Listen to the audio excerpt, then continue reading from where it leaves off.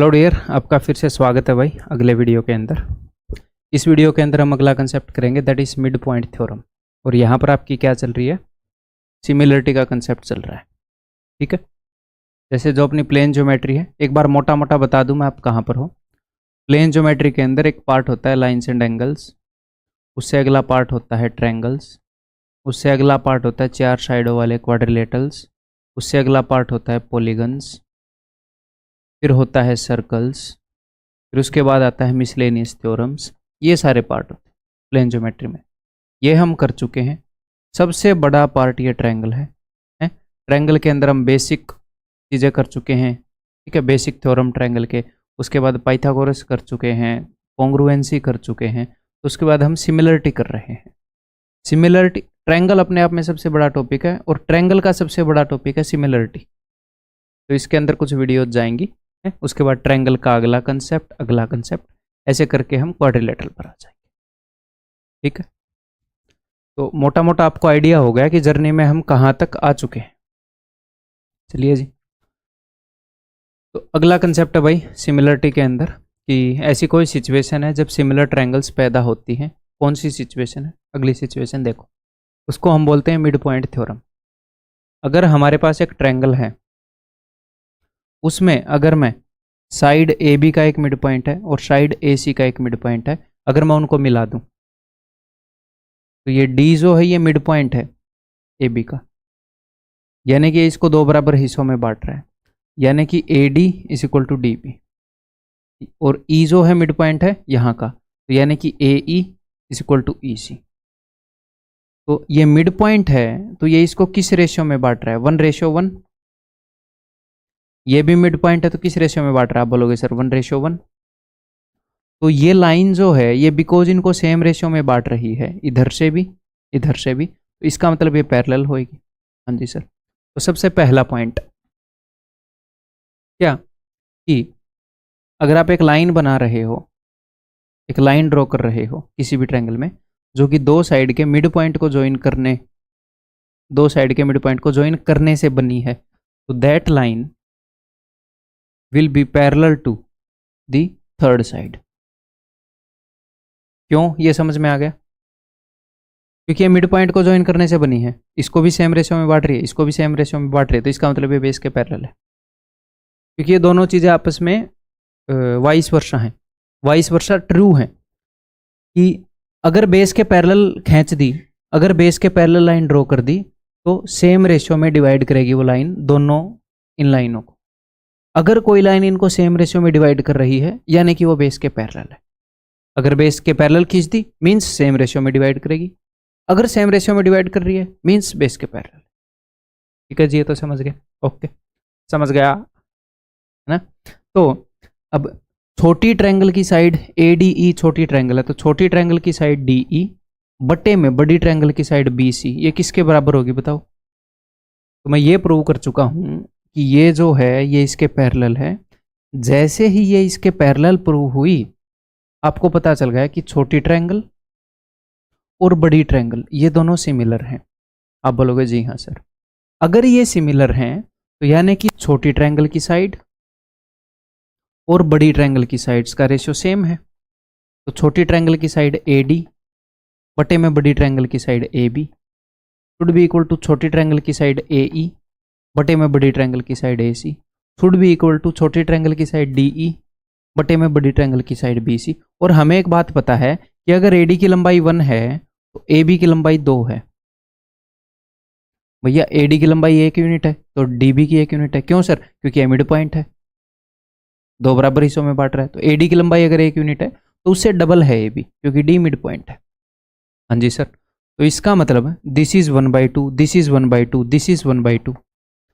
तो जो लाइन आपने बनाई है किसी भी ट्रायंगल की दो साइडों के मिड पॉइंट को जोड़कर, वो तीसरी लाइन के पैरेलल होगी, प्लस वो तीसरी लाइन से हाफ होगी। ये प्रूव हो गया। क्लियर है? वो तीसरी लाइन के पैरेलल होगी प्लस वो तीसरी लाइन के हाफ होगी। बस ये दो ही पॉइंट है। बाकी मैं ये बोल सकता हूं कि triangle A D E is similar to triangle A B C. ठीक है भाई, क्लियर है। तो ये जो मिड पॉइंट थ्योरम है ये क्या है, इसको मिड पॉइंट थ्योरम बोलते हैं। मिड पॉइंट थ्योरम क्यों बोलते हैं, क्योंकि किसी ट्रायंगल के दो साइडों के मिड पॉइंट को जोड़ने से बनाई गई एक लाइन बन रही है, उसका कुछ चीज़ों के साथ रिलेशन बता रही है। ठीक है, ओके, मिड पॉइंट थ्योरम हो गया। तो ये जो मिड पॉइंट थ्योरम है ये स्पेशल केस है। स्पेशल केस किसका है, मैंने आपको बताया है कि किसी भी ट्रायंगल के अंदर अगर आप बेस के पैरेलल लाइन खींच दोगे, तो मैंने आपको कुछ चीज़ें बताई हैं।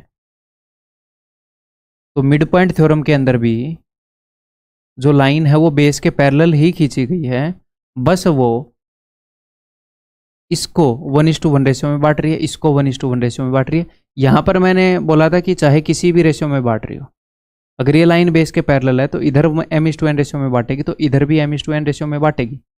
इसी का एक स्पेशल केस ले लिया, वो वाली लाइन ले ली जो इन दोनों को 1:1 रेशियो में बांट रही हो, यानी कि जो इन दोनों को बराबर बराबर बांट रही हो बस। ठीक है, तो इसी का एक स्पेशल केस है ये, कोई अलग से चीज़ नहीं है। वही सारी अंडरस्टैंडिंग इसके ऊपर लागू होती है। ठीक है भाई, तो इसकी कुछ बेसिक चीज़ें कर लें फिर। चलो,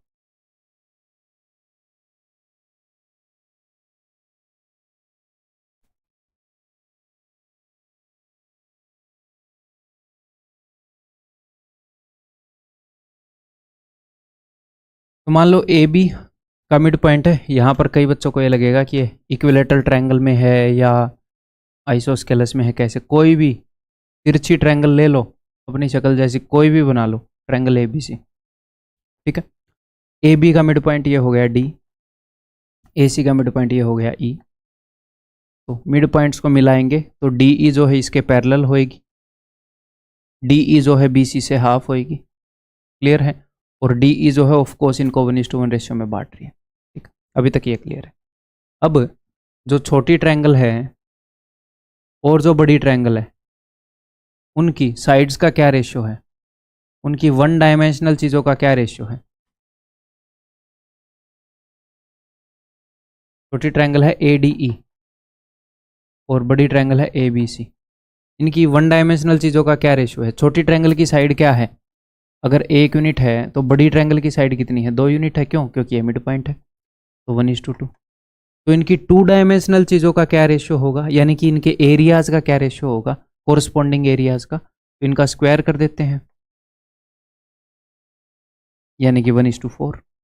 यानी कि अगर छोटी वाली ट्रायंगल का एरिया 1 यूनिट है तो इस पूरी बड़ी ट्रायंगल का एरिया कितना है, 4 यूनिट। तो पूरी का 4 यूनिट है, उसमें से 1 यूनिट यहाँ पे है, तो बाकी का 3 यूनिट यहाँ होगा। जी हाँ, क्लियर है। तो ये चीज़ बार बार यूज़ होगी, तो रटने की ज़रूरत नहीं है, थोड़ा सा ध्यान रख लो।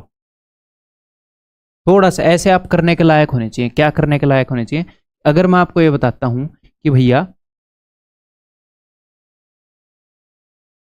कि अगर ए बी 2 है, बी सी 3 है, तो आपका दिमाग ऐसा चलना चाहिए कि छोटी ट्रायंगल की साइड 2, बड़ी ट्रायंगल की साइड 5, ये इनकी साइड का रेशियो, इनके एरिया का रेशियो है 4:25।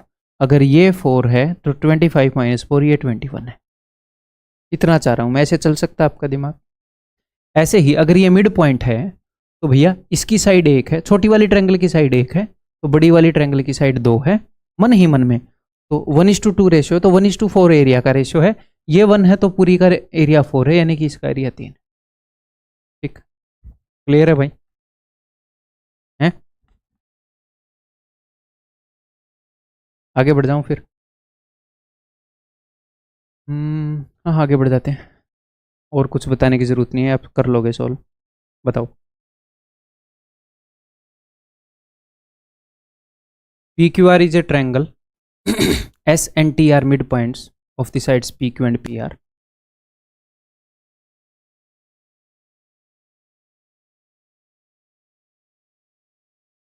S and T are midpoints of side PQ का midpoint है S, PR का midpoint है T। अगर ये midpoint है तो वो सब कुछ true है जो मैंने आपको बताया है। Which of the following is true? Triangle PST is similar to triangle PQR। Triangle PST PQR के सिमिलर है, जी हाँ बिल्कुल। Next, ST is half of QR। ST is half of QR, ये प्रूव करने की जरूरत नहीं होनी चाहिए, ये याद होना चाहिए आपको। ST is parallel to QR। ST is parallel to QR, जी हाँ यानी कि ऑल आर ट्रू। आंसर क्या हो जाएगा? ऑल। ठीक, पूछा हुआ क्वेश्चन है, डायरेक्टली उन्होंने जो भी अपना थ्योरम है, थ्योरम बोल सकते हैं हम इसको, मिड पॉइंट थ्योरम, जो भी थ्योरम है उसी की डेफिनेशन पर क्वेश्चन पूछ लिया। चलिए ये बताओ अब, D is any point on side AC of triangle ABC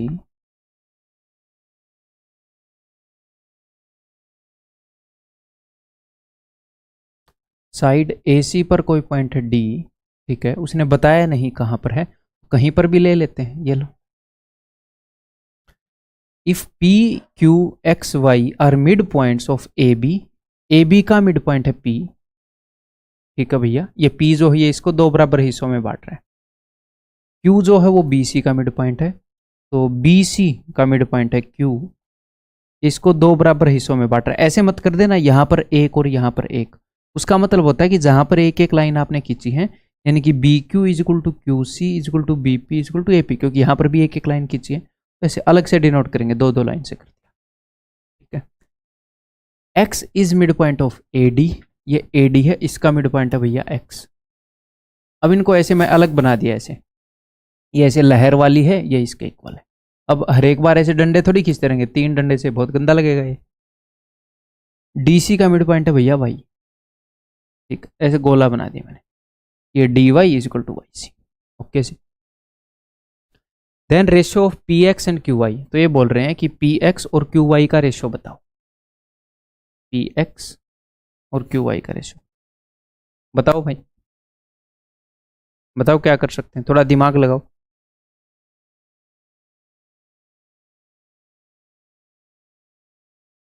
use the thing which is located between your ears, दिमाग को यूज करो। अगर मैं बीडी को ज्वाइन कर दूं तो, वो वाली बीडी नहीं जो आप लोग पी रहे होते हो, ये बी और डी, बीडी को ज्वाइन कर दें, ठीक है। अब आप देखो ट्रायंगल ए बी डी में, ए बी डी में ध्यान से, ट्रायंगल ए बी डी के अंदर पी जो है वो मिड पॉइंट है इस ए बी का, एक्स जो है मिड पॉइंट है ए डी का। अच्छा जी, तो एक लाइन बनाई है ट्रायंगल की दो साइडों के मिड पॉइंट को जोड़कर, तो ये जो लाइन है ये एक तो तीसरी वाली के पैरेलल होएगी, आप बोलोगे जी हाँ, और इससे हाफ होएगी, यानी कि पी एक्स जो है ए डी का हाफ है, यानी कि अगर सॉरी बी डी का, अगर बी डी की लंबाई 2 यूनिट है तो पी एक्स की लंबाई 1 यूनिट है। अब बोलोगे जी हाँ सर। अब आओ ट्रायंगल बी सी डी में, ट्रायंगल बी सी डी के अंदर क्यू मिड पॉइंट है बी सी का, वाई मिड पॉइंट है डी सी का, तो एक ट्रायंगल की दो साइडों के मिड पॉइंट को जोड़कर एक लाइन खींची गई है, मिड पॉइंट्स को जोड़कर, तो ये लाइन तीसरी लाइन के पैरेलल होएगी प्लस उससे हाफ होएगी। अगर ये 2 यूनिट लंबाई की है तो ये 1 यूनिट लंबाई की, ठीक। तो देखो क्यू वाई पैरेलल है बी डी के और पी एक्स पैरेलल है बी डी के, दोनों सेम लाइन के पैरेलल है, तो आपस में पैरेलल होगी, जी हाँ सर। इसकी आधी ये है, इसकी आधी ये है, सेम चीज की आधी है, तो दोनों की लंबाई भी सेम होगी। क्या है? Then ratio of P X is to Q Y, तो पी एक्स और क्यू वाई का रेशियो क्या है भाई? 1:1। ठीक है, ठीक है ब्रदर, आगे बढ़ जाऊं, ये बताओ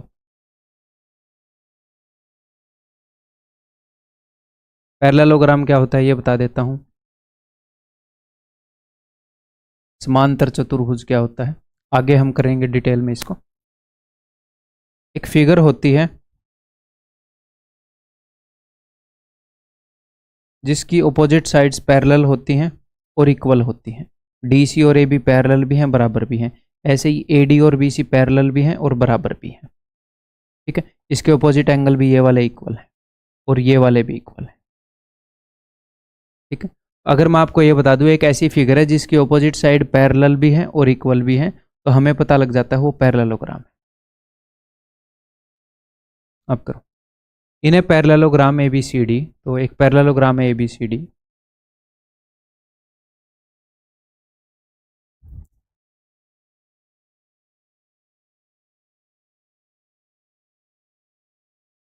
the mid point of A B is H, तो ये जो ए बी है इसका मिड पॉइंट है भाई एच, यानी कि इसको दो बराबर हिस्सों में बांटता है h, यानी कि AH is equal to BH।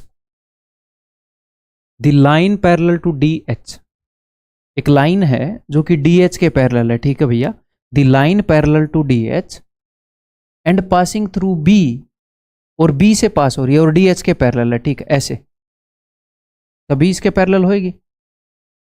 Passing through B meets extended AD को एक्सटेंड करने पर उसे K पर मिलती है, ठीक, यानी कि ऐसा कुछ सीन है। Line parallel to DH passing through B meets AD को बढ़ाने पर एट K, ठीक है जी। इफ BC इज 6, अगर BC की लंबाई 6 है तो भाई देखो, अगर BC की लंबाई 6 है तो AD की लंबाई भी 6 होगी, एक तो ये क्लियर है, क्योंकि पैरेललोग्राम में अपोजिट साइड्स इक्वल होती हैं, मैंने बताया, और पैरेलल भी होती हैं, ठीक है, पैरेलल भी होती हैं।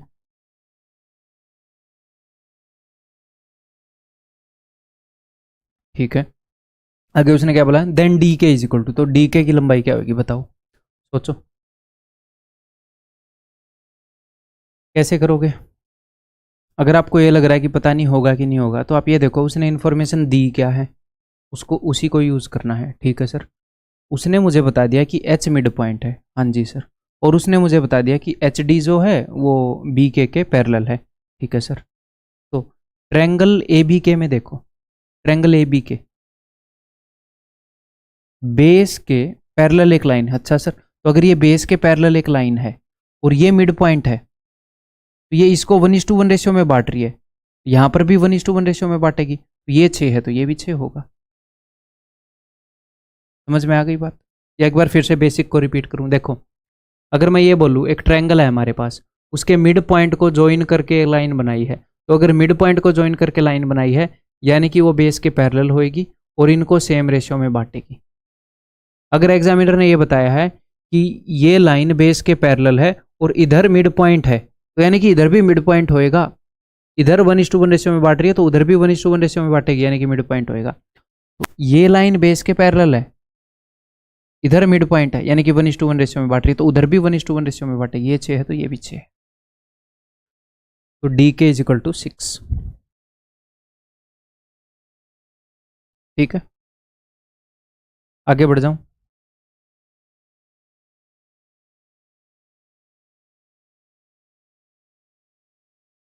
बताओ, in a parallelogram A B C D, ठीक है भाई,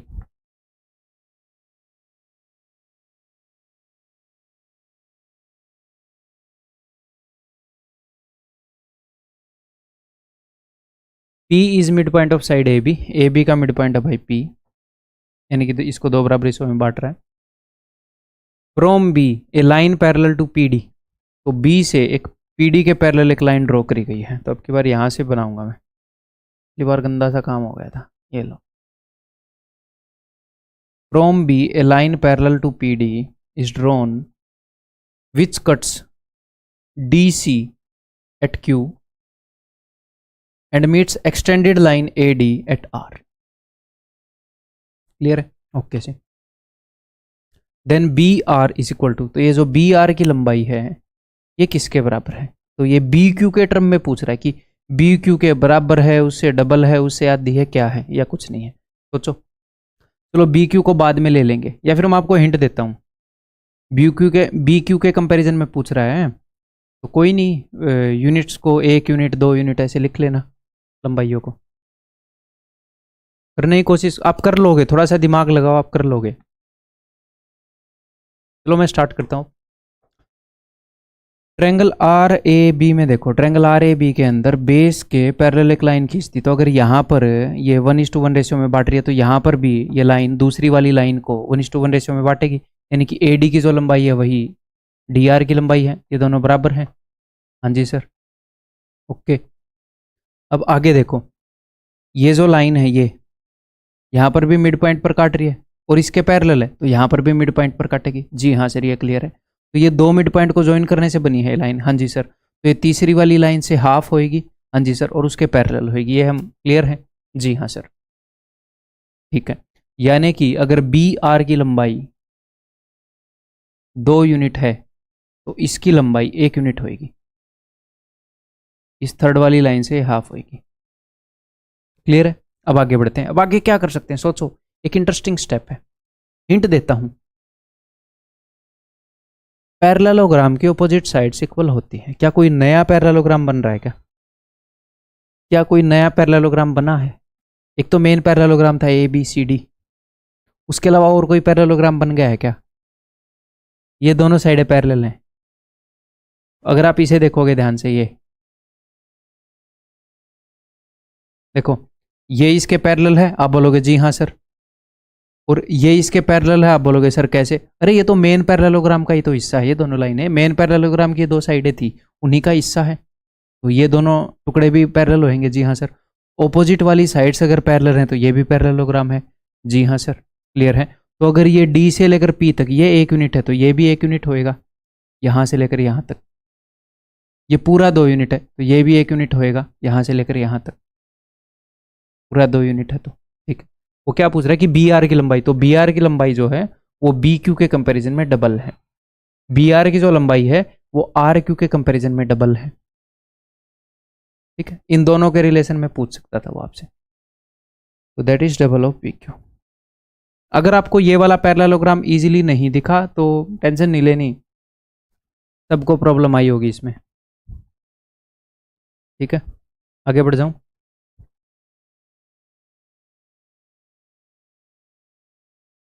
अगर आप मुझे जुडिशियसली फॉलो कर रहे हैं, जो मैं बता रहा हूं उसे मान रहे हैं, अगर किसी जगह आपको प्रॉब्लम आ रही है तो 99% ऑफ द टाइम आप ये अज्यूम कर सकते हैं कि बाकी सबको भी उसमें प्रॉब्लम आ रही होगी, क्योंकि मैं अपनी तरफ से कोई गुंजाइश नहीं छोड़ रहा।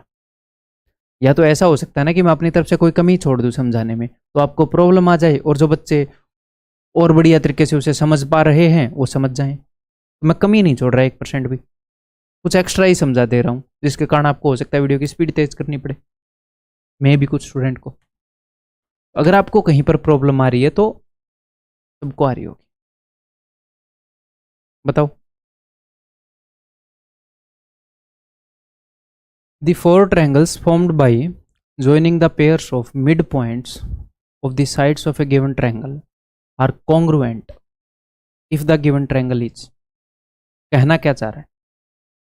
ये बोल रहा है 4 triangles formed by joining the pairs of midpoints of the sides, यानी कि मान लो मैंने एक ट्रायंगल बना ली, ये इसकी साइड्स के मिड पॉइंट्स हैं।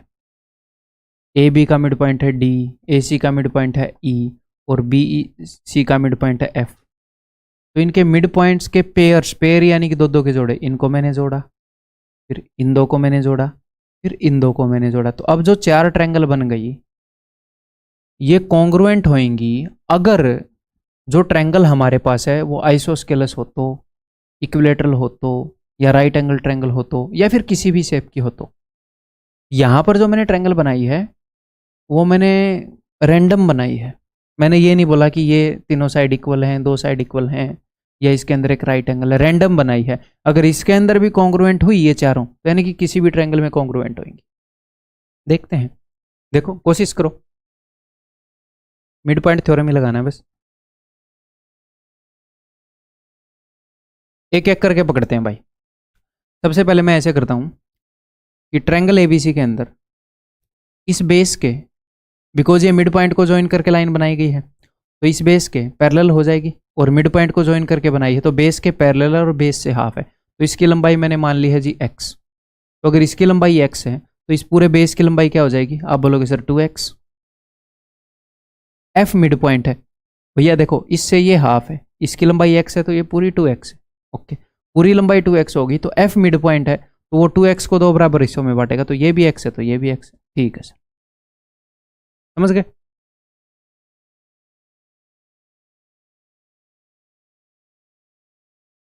अब की बार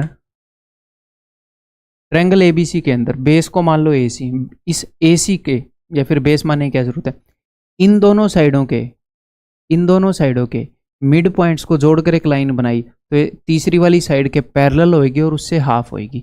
ठीक है सर, तो अगर इसकी लंबाई मैं y मान लूँ तो उस वाली साइड की लंबाई होगी 2y, तो ये वाला हिस्सा हो जाएगा y और ये वाला हिस्सा हो जाएगा y। कई बच्चे हो सकता है इसको कुछ मान लेंगे, y मान लेंगे, फिर ये y/2। ऐसा क्यों करना है हमने? रिलैक्स रखें अपनी कैलकुलेशन को। अब देखो ट्रायंगल एबीसी के अंदर इस वाली साइड और इस वाली साइड के मिड पॉइंट्स को जोड़कर जो लाइन खींची वो तीसरी लाइन के पैरेलल भी होगी और उससे हाफ भी होगी। तो अगर इसकी लंबाई मैं z मान लूँ तो सामने वाली साइड की लंबाई हो जाएगी 2z। तो ये मिड पॉइंट है इसलिए ये भी z ये भी z, 2z को दो बराबर हिस्सों में बांट दिया। अब ध्यान से देखो जो चार ट्रायंगल हमारे पास हैं उनकी लंबाइयां क्या क्या हैं। देखो ट्रायंगल ए डी ई में तीनों साइड की लंबाई है x y और z, ठीक है। ट्रायंगल डी बी एफ में तीनों साइड की लंबाई है x y और z। Triangle D E F में तीनों साइड की लंबाई है x y और z। ट्रायंगल एफ ई सी में तीनों साइडों की लंबाई है x y और z। तो चारों ट्रायंगल के अंदर सारी साइड सेम ही है, सेम ही लंबाई की साइड यूज हुई है। तो एस एस एस रूल से चारों ट्रायंगल कॉन्ग्रुएंट हो गई, ठीक है सर। अब उत्तर क्या हमारे? तो मेरे भाई जो मैंने मेन ट्रायंगल बनाई थी क्या मैंने वो आइसोस्केलेस बनाई थी? नहीं बनाई। मैंने ऐसा कुछ तो यूज नहीं किया ना कि A B is equal to A C, यानी कि कोई भी दो साइड बराबर है, मैंने नहीं यूज किया। क्या मैंने ऐसा बोला था कि उसकी तीनों साइड इक्वल है? आप कोई भी ऐसी तिरछी ट्रायंगल बना लो, चाहे ऐसी, इसके मिड पॉइंट्स को ज्वाइन कर लो ऐसे, तो भी ये जो चारों ट्रायंगल बनेंगी ना ये कॉन्ग्रुएंट बनेंगी, चाहे किसी भी शेप की ट्रायंगल हो। क्यों कॉन्ग्रुएंट बनेगी ये मैंने बता दिया, ठीक है, क्लियर है। आगे बढ़ जाऊं, अब इस चीज को ध्यान रखना, ठीक है। आगे मैं फिर से याद दिलाऊंगा जब जरूरत पड़ेगी। When the need will fall, then I will remind you. PQRA is a rectangle, ठीक है भाई।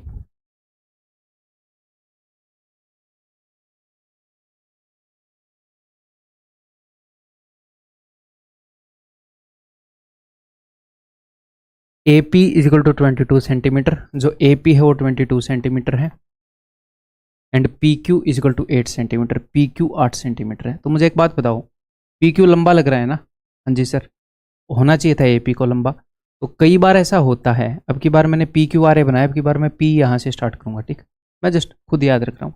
कई बार ऐसा होता है कि हमें डायग्राम दोबारा बनाना पड़ता है, तो उस चीज़ की टेंशन मत लिया करो, सबके साथ होता है। कुछ क्वेश्चन ही ऐसे होते हैं, वो क्वेश्चन बताता ही इस तरीके से बता रहा होता है कई बार, क्यों गलती होने के चांसेस हो जाते हैं डायग्राम बनाते हुए। तो AP की लंबाई 22 है और PQ की लंबाई 8 है। और भाई ने क्या बताया है? PQRA एक रेक्टेंगल है। अगर PQRA एक रेक्टेंगल है, एक आयत है, तो इसकी अपोजिट साइड्स इक्वल होंगी, हाँ जी सर। अपोजिट साइड्स पैरेलल होंगी, हाँ जी सर। और चारों एंगल 90 डिग्री के होंगे, हाँ जी सर। क्लियर है? रेक्टेंगल की सारी प्रॉपर्टी बता दी जो यूज हो सकती हैं। ये 8 है तो ये भी 8 है, ये 22 है तो ये भी 22 है, ध्यान रखना। ओके जी। Triangle ABC is a triangle whose vertices lie on the different sides of PQRA। तो ट्रायंगल ABC, तो A तो यहाँ पर है, अब B और C जो वर्टिसेस हैं वो कहाँ पर लाई करते हैं? ऑन डिफरेंट साइड्स पर लाई करते हैं, एक साइड पर नहीं।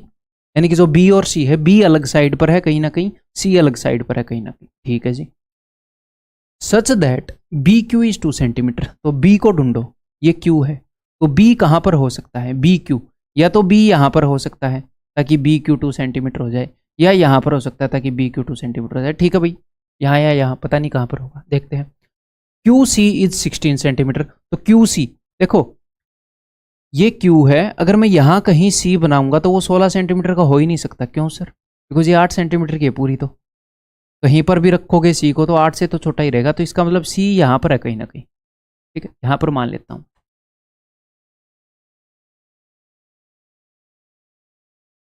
ताकि QC 16 हो। अब मुझे पता चल गया BQ कहाँ होगा। सर B यहाँ क्यों नहीं होगा? क्योंकि उसने बोला था C और B अलग अलग साइड पर हैं, तो B यहाँ पर बनेगा मेरे भाई। और उसने बोला था BQ 2 है, तो ये 2 है, तो ये 6 है। ओके जी, तो ये है ट्रायंगल ABC। तो सबसे पहले तो इस क्वेश्चन में चैलेंज आएगा ये ट्रायंगल ABC बनाने में, ठीक है। अगर आपको चैलेंज आ रहा है तो ये मत सोचना अरे मुझसे तो ये ट्रायंगल ही नहीं बन रही, भाई सबको चैलेंज आएगा इसमें। Then the length of the line joining the mid point of side A B, तो side A B and B C, तो साइड ए बी का मिड पॉइंट और साइड बी सी का मिड पॉइंट, इनके midpoint को join करने से जो लाइन बनेगी उसकी लंबाई बताओ। तो भैया इनके मिड पॉइंट को ट्रायंगल ए बी सी में दो साइड के मिड पॉइंट को ज्वाइन करने से जो लाइन बनती है वो तीसरी वाली साइड का हाफ होती है मिड पॉइंट थ्योरम से। तो ये निकालने के लिए मुझे ये निकालनी पड़ेगी, तो इसकी लंबाई निकाल सकता हूँ क्या? देखो ये पूरा 22 था, 22 में से 16 गया तो ये बच गया 6। तो अब आप देखो ट्रायंगल ए सी आर में ये 6 है ये 8 है, तो ये 10 होएगा। 6 8 10, 3 4 5 का डबल पाइथागोरियन ट्रिपलेट का। या तो पाइथागोरस थ्योरम लगा लेते, ये 6 है ये 8 है, लेकिन वो लगाने की जरूरत नहीं है। ये 10 होएगा तो ये 5 होएगा। क्यों सर? बिकॉज ट्रायंगल की दो साइडों के मिड पॉइंट को ज्वाइन करके बनाई गई लाइन तीसरी साइड के पैरेलल होती है और उससे हाफ होती है।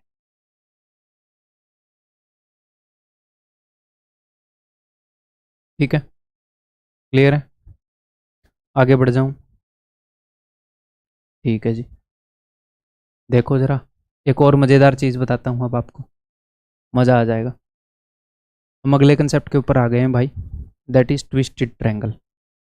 अब ट्विस्टेड ट्रायंगल का क्या मतलब है खुद आपको पता लग जाएगा। मैं एक ट्रायंगल को ट्विस्ट करने वाला हूँ यहाँ पर। देखो मेरे पास एक बड़ी ट्रायंगल है जो आपको गुलाबी रंग में दिख रही है, पिंक कलर में दिख रही है। पिंक कलर में दिख रही है कि नहीं? हाँ जी, चमकना पिंक कलर। और उसके ऊपर एक और ट्रायंगल है जो स्काई कलर में, स्काई ब्लू कलर में दिख रही है। हाँ जी सर। तो मैंने क्या कर रखा है, मैंने इस वाली लाइन को, छोटी वाली ट्रायंगल की लाइन को इसके पैरेलल ड्रॉ कर रखा है खुद जानबूझ के। ठीक है, इसको इसके पैरेलल मान लो आप, मैंने ड्रॉ कर रखा है। मान लेते हैं कि ये दोनों सिमिलर हैं। मैंने कर क्या रखा है, मैंने बड़ी ट्रायंगल के बेस के पैरेलल एक लाइन खींच रखी है ताकि दो ट्रायंगल क्रिएट हो जाएं, एक छोटी और एक बड़ी, और वो सिमिलर हो। ठीक है, अगर वो ट्रायंगल सिमिलर हुई तो मुझे एक बात बताओ, इन दोनों ट्रायंगल का ये वाला एंगल इक्वल होएगा कि नहीं? यार ये तो कॉमन एंगल है ना भाई, इसको तो इक्वल होना पड़ेगा। ये तो सेम ही एंगल है दोनों में। आप बोलोगे जी हाँ सर ये वाला एंगल तो कॉमन है, ये तो इक्वल होएगा। हाँ जी। अब मैं क्या करता हूँ, जो एग्जामिनर करता है, मतलब जो इस कंसेप्ट में हुआ है, मैं इस ट्रायंगल को ऐसे पलट देता हूँ। देखना मैंने सबसे पहले क्या किया, जो गुलाबी ट्रायंगल है एग्जैक्टली डिट्टो ट्रायंगल यहाँ पर क्रिएट कर लिया। एग्जैक्टली डिट्टो ये मैंने कंप्यूटर से क्रिएट करी है, सेम साइज की, इसी को कॉपी पेस्ट किया है। मैं इस ट्रायंगल को पलट देता हूँ, ऐसे ट्विस्ट कर देता हूँ। ऐसे ये ऐसे थी, बस मैंने ऐसे कर दिया। ठीक है, अब आप एक बात बताओ, इसको ऐसे पलटने से इस एंगल की जो साइज है वो तो नहीं बदलेगा। ठीक है, तो दोनों ट्रायंगल का एंगल तो सेम है, और यहां पर भी सेम एंगल थी, सेम ट्रायंगल है बड़े वाली, तो ये वाला एंगल और ये वाला एंगल तो सेम है भाई, इसी की तो मुंडी घुमाई है। तो अब क्या है, बिकॉज ये वाला और ये वाला एंगल सेम है, तो इस ट्रायंगल को मैं उसके अंदर फिट कर सकता हूं। इस ट्रायंगल को मैं उसके अंदर फिट कर सकता हूं। ठीक है, तो ये दो केस हो गए। क्या केस हो गए देखो, एक बड़ी ट्रायंगल थी ए बी सी, ये है D E, this is case number 1, this is case number 2। ठीक है, ये ट्रायंगल है ए बी सी, ये डी उधर चला गया ऐसे और ये आ गया। अब ध्यान से समझेगा, एक तो होती है आम जिंदगी, एक होती है मेंटोस जिंदगी, है ना? तो ये आम केस है, ये मेंटोस केस है। देखो केस 1 आप अच्छे से जानते हो। केस 1 के अंदर क्या है, केस 1 के अंदर ये है कि भैया ये जो लाइन है ये बेस के पैरेलल है। हाँ जी सर, और ये वाला एंगल इसके इक्वल है, ये वाला एंगल इसके इक्वल है। क्यों? क्योंकि ये लाइन बेस के पैरेलल है, तो ये कोरस्पॉन्डिंग एंगल संगत कोण हो गए, और ये वाला एंगल इसके इक्वल है। जी हाँ सर, और अगर दो ट्रायंगल के दो एंगल इक्वल हो गए तो तीसरे वाला तो भैया वैसे भी कॉमन है और वैसे भी इक्वल होगा, चाहे कॉमन ना ही हो। दो एंगल इक्वल हो गए तो तीसरे को तो इक्वल होना ही पड़ता है। ठीक है, तो यहां पर मैं लिखता हूं कि ए डी बटे में ए बी, देखो ए डी बटे में A B is equal to A E बटे में A C is equal to D E बटे में बी सी। ठीक है, ऐसे ही केस 2 के अंदर देखो, अब मैंने क्या किया, मैंने इस ट्रायंगल को ऐसे पलट दिया, उठा के पलट के इसी के अंदर एडजस्ट कर दिया, तो ये डी वाला एंगल उधर चला गया। तो अब आप देखोगे कि कई बार एग्जामिनर पता है क्या करेगा, ये बोलेगा ये वाला एंगल इसके बराबर है, सिर्फ ये इंफॉर्मेशन देगा कि ये वाला एंगल इसके बराबर है, सिर्फ ये इंफॉर्मेशन देगा। इस केस को भी वो ऐसे बता सकता है। अगर मैं आपको ये बोलूं कि दो ट्रायंगल है मेरे पास, मतलब दो ट्रायंगल क्या, मान लो ये वाला सीन है और मैं ये बोल दूं कि ये वाला एंगल इसके इक्वल है, सिर्फ ये इंफॉर्मेशन दूं, तो उससे हमें क्या पता चल जाता पता है? देखो ट्रायंगल ADE है एक तो, हाँ जी सर, एक ट्रायंगल ABC है, हाँ जी सर, इन दोनों का ये वाला एंगल इक्वल है, आप बोलोगे हाँ जी सर, छोटी वाली ट्रायंगल और बड़ी वाली ट्रायंगल में। और एक दूसरा एंगल है जो कॉमन है, वो तो बताने की जरूरत नहीं है कि इक्वल है, वो तो दोनों में कॉमन है। तो छोटी वाली ट्रायंगल के दो एंगल और बड़ी वाली ट्रायंगल के दो एंगल इक्वल हो जाते हैं, तो तीसरा एंगल बाय डिफॉल्ट इक्वल होगा। एग्जामिनर ने मुझे क्या इंफॉर्मेशन दी थी? मुझे सिर्फ ये इंफॉर्मेशन दी थी कि इस डायग्राम के अंदर ये वाला एंगल इसके इक्वल है, ये वाला एंगल इसके इक्वल होते ही ऊपर वाली छोटी ट्रायंगल और बड़ी वाली ट्रायंगल सिमिलर हो जाती है। क्यों? क्योंकि ये एंगल इक्वल होते ही एक और एंगल तो कॉमन है ही ऑलरेडी, तीसरा एंगल इक्वल हो जाता है इसके इक्वल होते ही ये वाला, और तीनों एंगल इक्वल होते ही ये सिमिलर ट्रायंगल हो जाती हैं। और ये सिमिलर ट्रायंगल हो गई और ये एंगल इसके इक्वल हो गया, तो वैसे भी ये वाला एंगल अगर इसके इक्वल हो गया तो इतना लंबा भी क्यों जाए, हैं? इतना लंबा जाने की भी जरूरत नहीं है। देखो अगर ये वाला एंगल इसके इक्वल हो गया तो बिकॉज ये कोरस्पॉन्डिंग एंगल है, तो ये लाइनें पैरेलल हो गई, सीधा एक स्टेप में आ गए, लाइनें पैरेलल हो गई तो ट्रायंगल सिमिलर हो गई। अब वहां पर देखते हैं, अगर एग्जामिनर ने मुझे ये बता दिया, कई बार मैं कंसेप्ट बताते बताते जोश में रहता हूँ, मतलब कि आपको सिखाने के लिए ऐसे, कई बार आपने देखा होगा सर स्पीड में उतावले क्यों हो रहे हो, मतलब मैं एंजॉय करता हूँ कि मैं आपको ये बताऊँ, मैं आपको सिखाऊँ, आपके दिमाग में ये इजीली फिट कर दूँ। देखो एग्जामिनर ने मुझे बताया है कि ये वाला जो एंगल है ये इसके इक्वल है। आप बोलोगे जी हाँ सर, इन दोनों ट्रायंगल में, ये छोटी वाली में और ये बड़ी वाली में। अगर ये वाला एंगल उसने इक्वल बता दिया तो इन दोनों ट्रायंगल का ये वाला एंगल तो कॉमन है ही। तो बड़ी वाली ट्रायंगल में दो एंगल कौन कौन से हैं? एक तो ये वाला और एक ये वाला। छोटी वाली ट्रायंगल में भी दो एंगल हैं, कि ये वाला और ये वाला। अगर दो एंगल इक्वल हैं तो तीसरा एंगल तो बाय डिफॉल्ट इक्वल हो गया। भैया तीनों एंगल का सम 180 होता है दो ट्रायंगल में, दो इक्वल हो गए तो तीसरा इक्वल होना पड़ेगा, ठीक है। तो अगर एग्जामिनर ने कभी आपको सिर्फ इतना बता दिया ना, अगर एग्जामिनर आपको सिर्फ इतना बता देता है कि this angle is equal to this angle, तो आपको पता लग जाता है ये वाला केस है, यानी कि ये दोनों ट्रायंगल सिमिलर हैं, ये इसके पैरेलल है, this by this is equal to this by this is equal to this by this. अगर एग्जामिनर आपको ये बता दे कि ये वाला एंगल और ये वाला एंगल इक्वल है, तो आपको ये पता लग जाता है कि ये वाला एंगल और ये वाला इक्वल होंगे और तीसरा कॉमन है। और क्या पता लगता है देखते हैं। देखो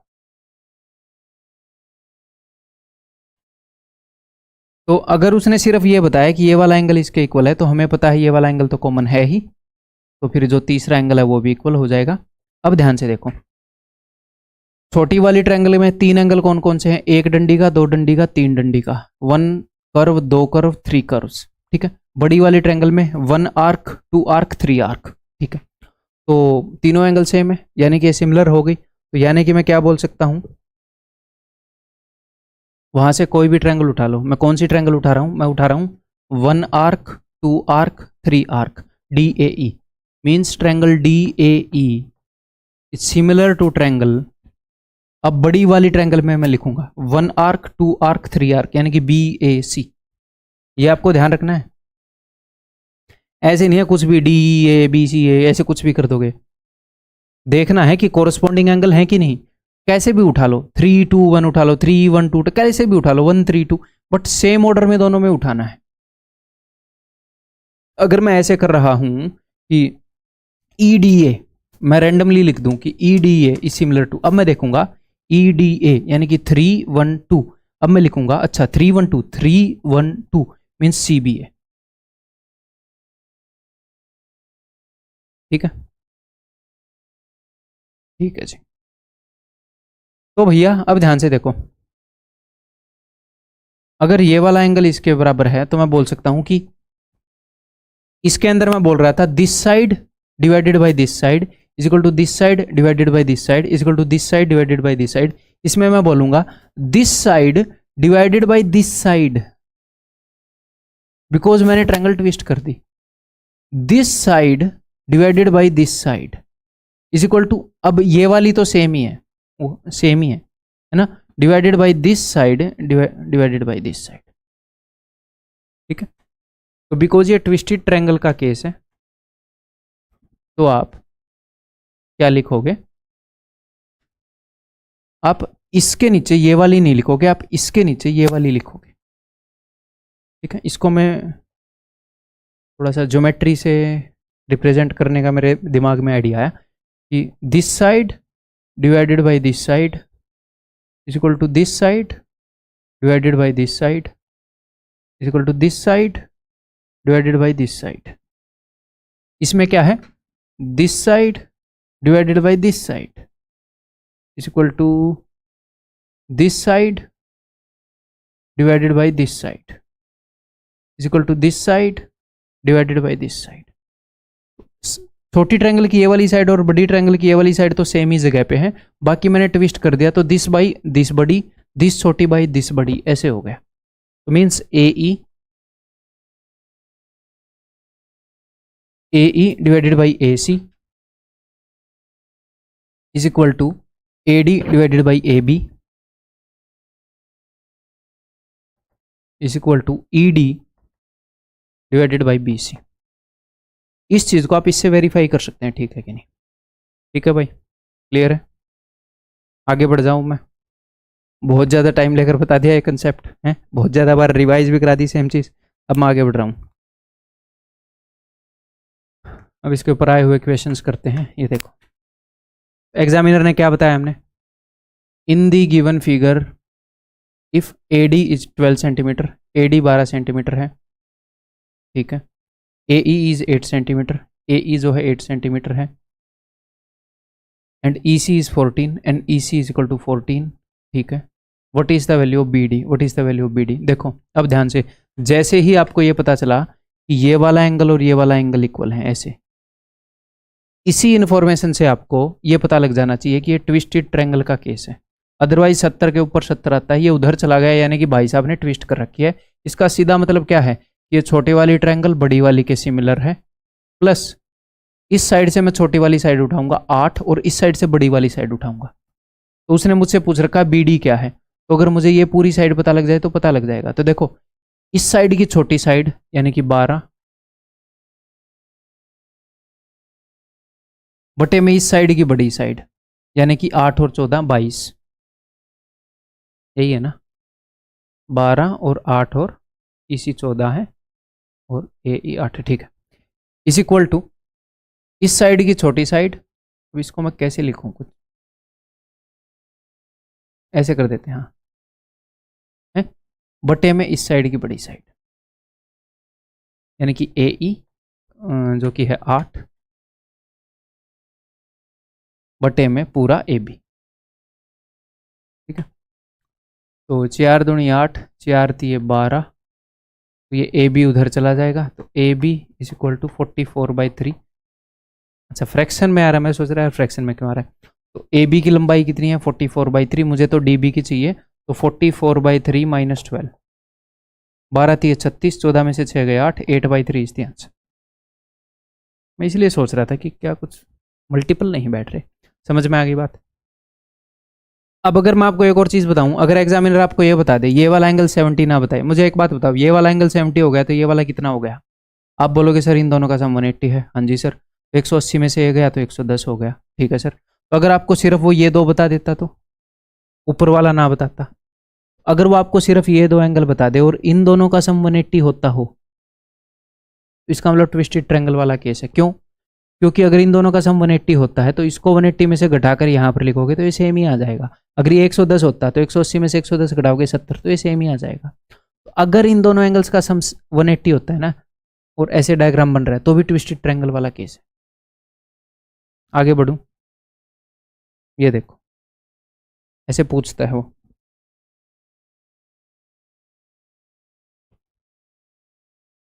करो तो भैया ये 75 है, ये 105 है, दोनों का सम 180 है, यहीं से मुझे समझ जाना चाहिए, बट ताकि कुछ बच्चों को अच्छे समझ में आ जाए, 180 में से 105 घटाऊंगा तो ये हो जाएगा 75। एक स्ट्रेट लाइन के ऊपर एंगल है तो दोनों का सम 180 होता है। हाँ जी सर, तो ये वाला एंगल और ये वाला एंगल इक्वल हो गया, यानी कि ट्विस्टेड ट्रायंगल का केस है। साफ मेरे पकड़ में आ गया।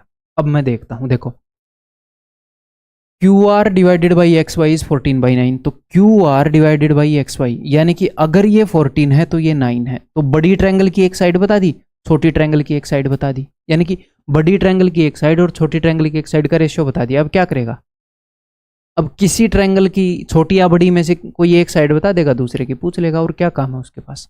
तो P Y is equal to 18। तो देखो इधर से छोटी साइड बता दी, इसके कोरस्पॉन्डिंग कौन सी बड़ी साइड होती है, ये। पक्का यहां पर कुछ ना कुछ पूछेगा। What is the value of P Q, देख लो। तो मुझे पता है पी वाई बटे में पी क्यू। तो पी वाई है छोटी वाली ट्रायंगल की साइड, पी क्यू है बड़ी वाली ट्रायंगल की। तो छोटी वाली ट्रायंगल की साइड है 9 बटे में बड़ी वाली ट्रायंगल की साइड 14। तो अगर ये 9 का डबल है तो ये 14 का डबल होगा, 28। ठीक है, आगे बढ़ जाऊं। ये बताओ, ये बताओ,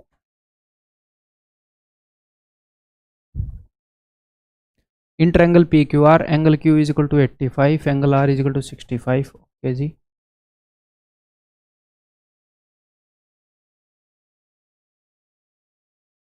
angle Q is equal to 85, angle R is equal to 65। Point S and T are on the side P Q. P Q के ऊपर एस है, ठीक है जी, और इसके ऊपर पी आर के ऊपर क्या है, टी है। Such that S T R is 95। ठीक है, मैं जानबूझ के ये बना रहा हूँ ताकि आपको ऐसे फीलिंग आ जाए, अदरवाइज जनरली तो आप सीधा ही बनाते हो। अदरवाइज आप लोग इसके पैरेलल बना देते हो, आपको ट्विस्टेड ट्रायंगल वाली फील ही नहीं आती। ये मैंने बना दिया 95। ठीक है, देखो कुछ नज़र आ रहा है इसमें। अगर मैं यहाँ से 5 उठाकर इसको दे दूँ तो ये भी 90 बन जाए, ये भी 90 बन जाए, दोनों का सम बन जाएगा 180, यानी कि ये तो वही वाला केस है। ये वाला एंगल 85 है, देख लो, 180 में से इसको घटा के देख लो, ट्विस्टेड ट्रायंगल का केस है ये तो। रगड़ देते हैं फिर। क्या क्या बताया उसने, and the ratio of Q R and S T. तो देखो क्यू आर बड़ी ट्रायंगल की साइड, एस टी छोटी ट्रायंगल की साइड, बता दिया उसने। बड़ी ट्रायंगल की साइड और छोटी ट्रायंगल की साइड का रेशियो बता दिया। अब कहीं और कुछ पूछेगा, इफ पी क्यू, उसने पी क्यू दे दिया तो पक्का पी टी पूछेगा। देखो पी टी पूछ रहा है ना, तो ठीक है जी। तो पी टी जो कि उसने पूछा है बटे में पी क्यू क्या है 21.6 इज इक्वल टू छोटी ट्रायंगल की साइड बटे में बड़ी ट्रायंगल की साइड इज इक्वल टू छोटी ट्रायंगल की साइड जो कि है 5 बटे में बड़ी ट्रायंगल की साइड 9। तो भाई ये 24 पर जाएगा, 24 नहीं में 216 होता है, और ये आपको याद होना चाहिए। 24 5 120, 12.0।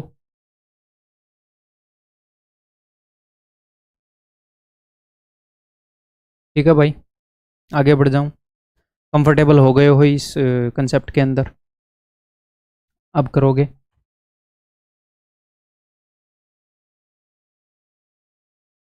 इन triangle P Q R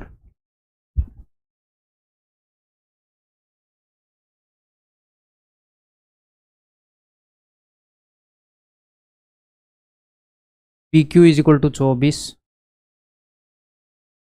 angle Q is equal to 58, S and T are points on side P Q and P R. P Q और पी आर पर एस और टी पॉइंट है respectively, such that S T R is 132 S. आपको मेरे तरीके से बहुत ही बढ़िया डायग्राम बनाने की ज़रूरत नहीं है ऐसे, ये मैं जानबूझ के 122 डिग्री का इसलिए दिखा रहा हूँ ताकि आप फील ले पाओ। इन दोनों का सम 180 है, ये वाला एंगल 58 होएगा। ठीक है, हमें ये वाला एंगल वैसे निकालने की जरूरत नहीं है, जैसे इन दोनों का सम 180 हो आपको समझ जाना चाहिए ट्विस्टेड ट्रायंगल का केस है। ठीक है, ये और ये इक्वल है यानी कि ट्विस्टेड ट्रायंगल का केस है। ठीक है जी, अब देखते हैं। P S is 14, P S 14 है, ये पूरा 24 है। ठीक ये 10 है, बट इसको निकालने की जरूरत नहीं पड़ेगी क्योंकि छोटे ट्रायंगल की साइड बटे में बड़ी ट्रायंगल की साइड, यही करते हैं हम तो। P T is 12। ठीक है, ये फिर पी आर पूछ रहा है या टी आर पूछ रहा होगा या आर टी पूछ रहा है। तो हमें एक बात पता है, इस छोटी ट्रायंगल की साइड पी टी बटे में इधर वाली बड़ी ट्रायंगल की side P Q equal to छोटी ट्रायंगल की ये वाली साइड पी एस बटे में उधर वाली बड़ी ट्रायंगल की साइड पी आर। यही करना है, ये आपको लिखने की जरूरत नहीं है, वैसे ही लिख दिया मैंने। ठीक है, तो भैया पी टी यानी कि 12, हम डायरेक्टली एग्जाम में ऐसे लिखेंगे 12 बटे में ये पूरा 24 इक्वल टू 14 बटे में ये पूरा पी आर। तो आप डायरेक्टली समझ जाओगे कि 12 का डबल है, 12 का डबल है तो ये 14 का डबल होगा यानी कि 28 होएगा।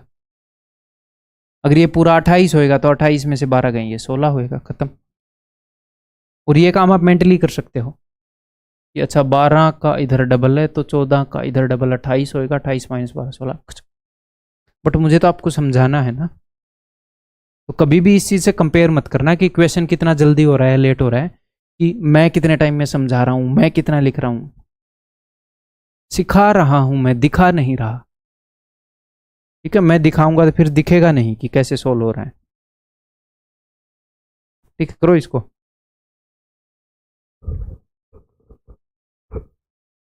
इन triangle A B C D and E are the point on side. ठीक है भाई, in triangle A B C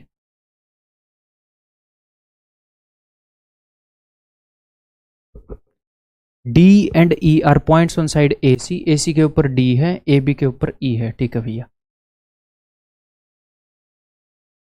does that angle ADE is equal to angle B, angle ADE is equal to angle B। तो उसने देखो बता दिया ना, ये वाला एंगल इसके इक्वल है, ट्विस्टेड ट्रायंगल का केस है यानी कि। ठीक है, if AE is equal to 8, AE अगर 8 है, CD अगर 3 है, DE अगर 6 है और BC अगर 9 है, ठीक है, then AD is equal to, तो AD की लंबाई क्या है। तो देखो हम एक्चुअल में एग्जाम में कैसे करेंगे, छोटी ट्रायंगल की साइड और बड़ी ट्रायंगल की साइड पता लग गई तो छोटी की बटे में बड़ी की इज इक्वल टू, अब देखो छोटी की मुझे ये वाली पता है तो 8 बटे में उधर बड़ी वाली की यानी कि ए सी।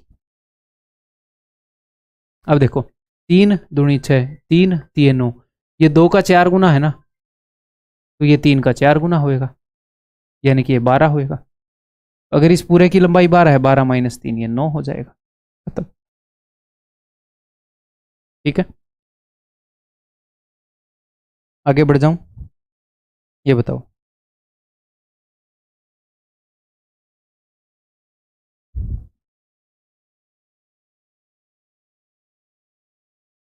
इन triangle A B C D and E are points on side, ये एच डब्ल्यू तो नहीं है कि मैंने कोई एच डब्ल्यू करवा दिया हो।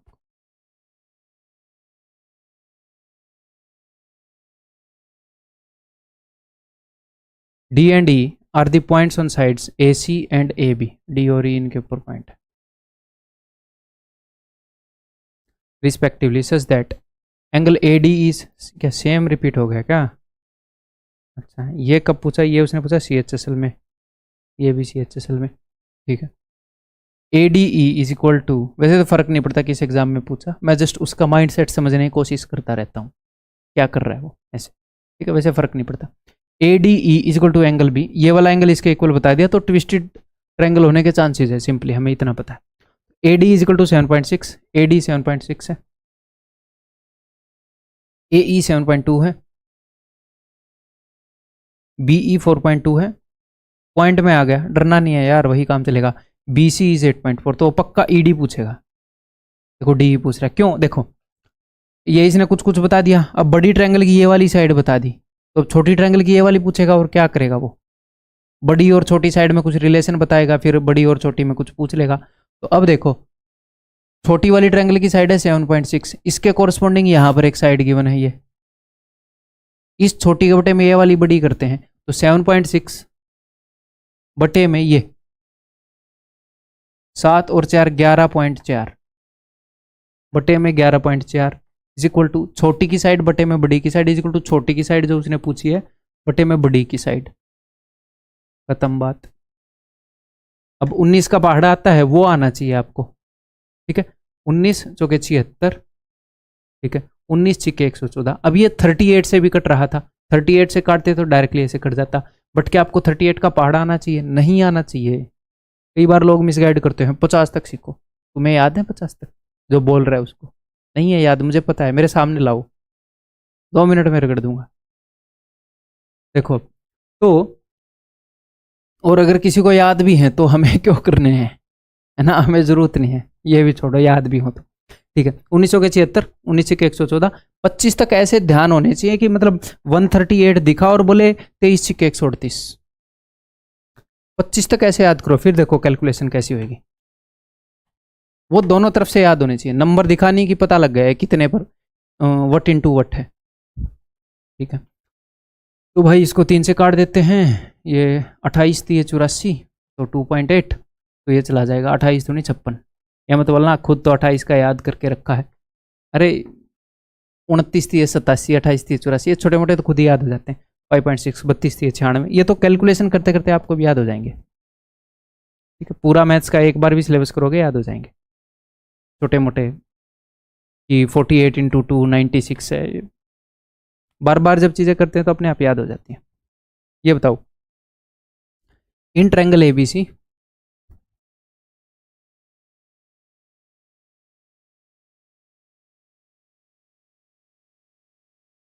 D and E are the points on side AB and AC, AB और AC पर D और एक पॉइंट है, ये D है, ये E है, तो दैट AED, ये वाला एंगल जो है इज इक्वल टू ABC। मैंने कुछ ज़्यादा करवा दिया इस टाइप के क्वेश्चन, है ना, कुछ तो इसमें अलग होएगा, देखते हैं।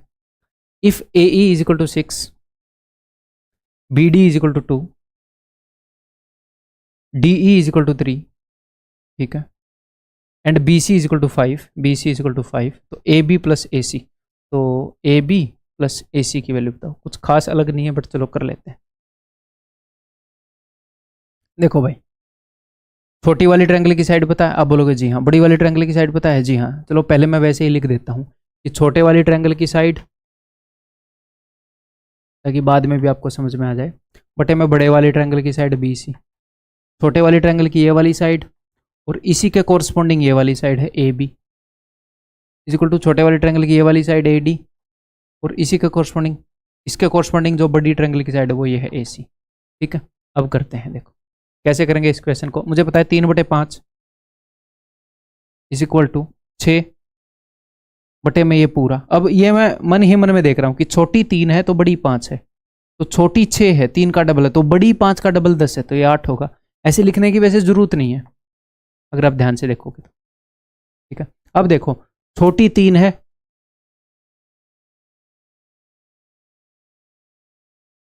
छोटी 3 है, बड़ी 5 है, तो छोटी 8 है, तो ये बड़ी पूरी AC ये क्या होएगी, AC को इधर ले आओ, AC इज इक्वल टू 8 5 40/3।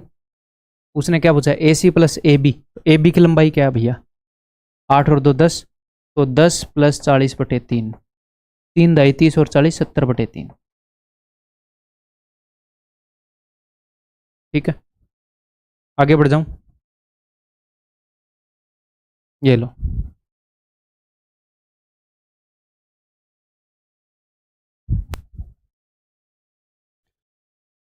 सोचो, ये क्वेश्चन मैंने यहां पर दिया है तो कुछ तो उसी से हिंट मिल जाना चाहिए।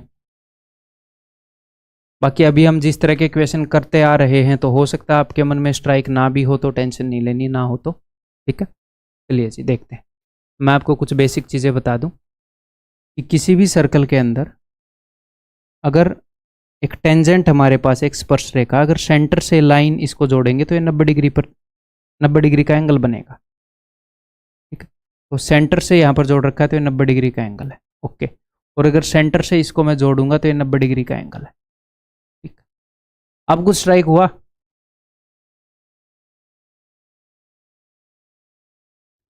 अब कुछ स्ट्राइक हुआ क्या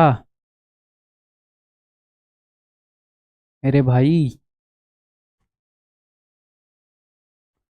चलो एक फिर बनाता हूं मैं,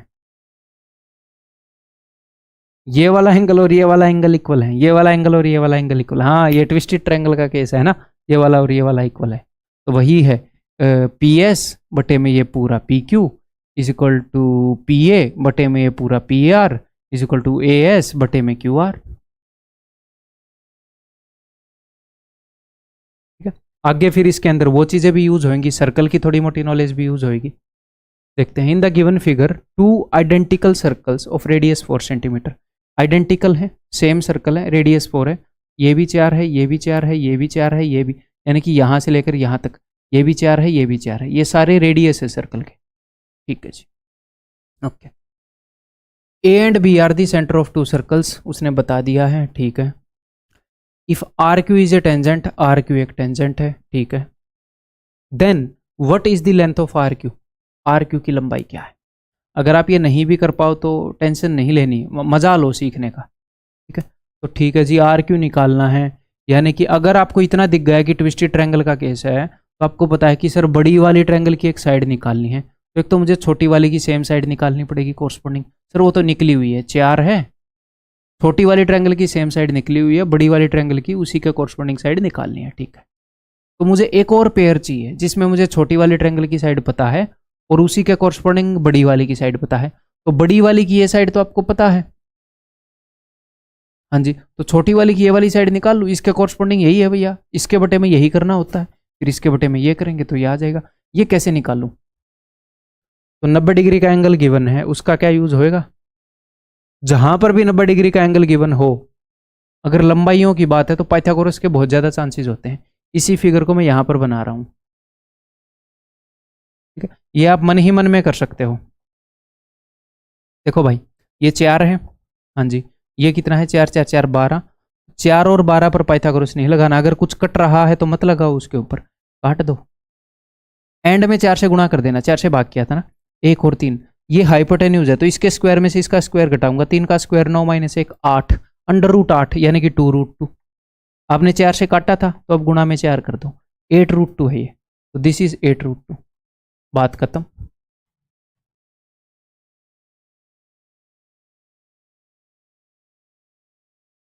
तो छोटी ट्रायंगल की साइड यानी कि 4 डिवाइडेड बाई बड़ी ट्रायंगल की side R³ is equal to छोटी ट्रायंगल की साइड 8√2, इसके कॉरस्पॉन्डिंग बड़ी ट्रायंगल की साइड है 4 4 4 4 यानी कि 16, ठीक है।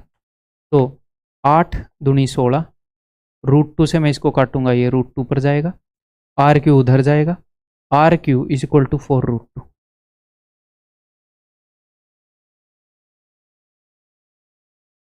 ठीक है। क्लियर है भाई, तो ये वाला कंसेप्ट अपना क्लियर हो गया। एक कंसेप्ट और करेंगे, छोटा सा प्यारा सा कंसेप्ट है बड़ा, ठीक है। इस वीडियो के अंदर इस कंसेप्ट के ऊपर कुछ क्वेश्चन करेंगे, फिर इसको फिनिश कर देंगे इस लेक्चर को। रोज़ थोड़ी थोड़ी एक्स्ट्रा मेहनत करोगे तो ही लॉन्ग टर्म में काफ़ी बेनिफिट होगा हमें। रोज़ थोड़ा थोड़ा एक्स्ट्रा एफर्ट मार लोगे, ठीक है, थोड़ी सी देर और। चलिए जी, तो नेक्स्ट कंसेप्ट है कि 2 angles equal, 1 angle common and 1 angle equal. तो एक क्या चीज़ लिखी हुई है बताता हूँ, देखो।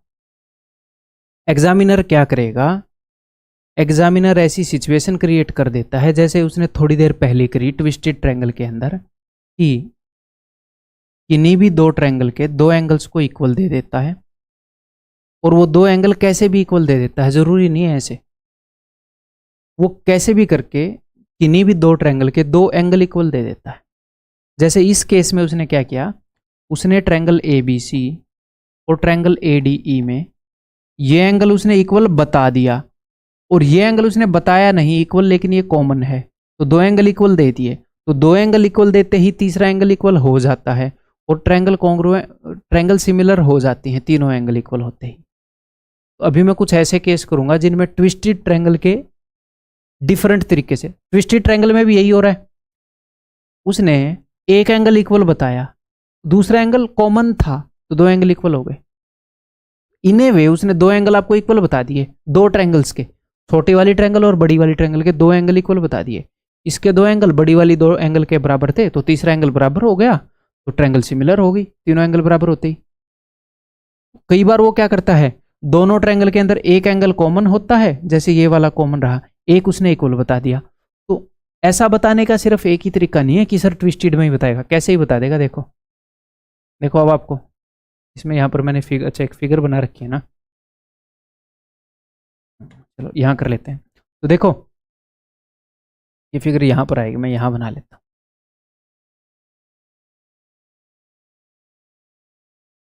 देखो इस पर फोकस करो। तो मैं एक काम करूँ, यहाँ से कुछ भी ऐसे खींच दूँ और मैं बोल दूँ इसमें और बड़े में ये कॉमन हो गया, और मैं बोल दूँ कि angle B is equal to ये वाला। मैंने बोल दिया angle A B C is equal to angle B D C. Angle A B C is equal to angle B D C. इससे आपको क्या पता चल रहा है? यहाँ पर दो ट्रायंगल हैं, देखना, एक तो बड़ी वाली ट्रायंगल ए बी सी। आप बोलोगे जी हाँ, बड़ी वाली ट्रायंगल ए बी सी में एक एंगल है ये, और एक छोटी ही ट्रायंगल है बी डी सी जिसके अंदर मैंने एंगल बताया। हाँ जी सर, इन दोनों ट्रायंगल में मैंने एक एंगल इक्वल बता दिया। बड़ी वाली ट्रायंगल ए बी सी का एक एंगल और इस छोटी ट्रायंगल बी डी सी का एक एंगल इक्वल है, और एक और एंगल है जो दोनों ट्रायंगल में मौजूद है। छोटी वाली ट्रायंगल बी डी सी में ही मौजूद है, बड़ी वाली ट्रायंगल ए बी सी में ही मौजूद है। एक एंगल मैंने इक्वल बता दिया, एक मैंने कॉमन दे दिया। ये करने के कई तरीके हैं, तो वो हम देख लेंगे ना कि कैसे कैसे क्वेश्चन बनते हैं। डरने की जरूरत नहीं इसको देख के, ठीक है। तो यहाँ पर दो ट्रायंगल सिमिलर हैं, तो सबसे पहले बच्चों को तो ये सिमिलर ही लिखनी नहीं आती, वो मैं बताता हूँ कैसे लिखोगे। किसी भी एक ट्रायंगल को उठा लो, बड़ी या छोटी को, ऐसे देखो। मान लो मैंने छोटी को उठा लिया, तो ऐसे देखो, एक आर्क वाला, एंगल्स को मिलाना है बस, एक आर्क वाला, दो आर्क वाला, और तीसरा जो भी है थर्ड एंगल, तो सी डी बी। तो ट्रायंगल सी डी बी, मैंने मन ही मन में क्या सोचा है, सिमिलर होंगे ना, एक आर्क, दो आर्क, तीसरा एंगल। अब बड़ी वाली ट्रायंगल में देखो, बड़ी वाली में एक आर्क वाला, दो आर्क वाला, सी बी ए, ऐसे लिखना है आपने, ठीक है। ये लिखना आना चाहिए, एंगल से एंगल मैच करना आना चाहिए कि सी डी बी और सी बी ए ये सिमिलर है, ठीक। तो ऐसे करने के कई तरीके हैं, एक एक करके क्वेश्चन देखेंगे। जरूरी नहीं है कि एक एंगल कॉमन दे और एक इक्वल दे, कैसे भी करके दो एंगल इक्वल दे सकता है वो, तीसरा एंगल इक्वल हो जाएगा। तो दो एंगल कैसे भी करके उसने इक्वल बता दिए, तो चाहे उसने ऐसे करके बताई, तो ट्रायंगल सिमिलर हो जाती है। जैसे ये देखो, यहाँ पर अगर हम देखें,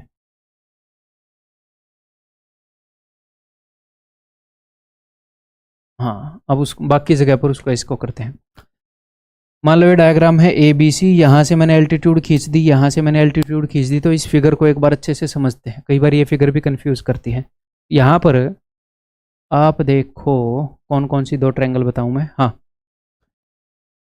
ट्रायंगल बी ए डी और ट्रायंगल सी ए ई। देखो बी ए डी के अंदर एक तो 90 डिग्री वाला है, एक एंगल ए है, और सी ए डी में भी एक, सी ई ए में एक 90 डिग्री वाला है, एक ए वाला है। तो हो गए ना दो एंगल इक्वल। तो मैं ऐसे बोल सकता हूं कि ट्रायंगल, कोई भी एक ट्रायंगल मैंने पकड़ लिया कि भैया 90 वाला कॉमन वाला और तीसरा डी ए बी, 90 कॉमन तीसरे वाला, तो डी ए बी कर दिया। अब दूसरी में भी 90 कॉमन तीसरे वाला ई ए सी, यानी कि दोनों ट्रायंगल सिमिलर है, क्योंकि भैया दो एंगल इक्वल हो गए ना, दोनों में एक तो 90-90 का एंगल है, एक कॉमन एंगल है, ठीक है। यहां पर और केस भी बन रहे हैं क्या सिमिलर ट्रायंगल के? जल्दबाजी मत करो आप, तसल्ली से सीख लो, तो शांति से सीख लो, ठीक है। तो शांति से ऑब्जर्व करो, और भी केस बन रहे हैं क्या सिमिलर ट्रायंगल के, सोचो।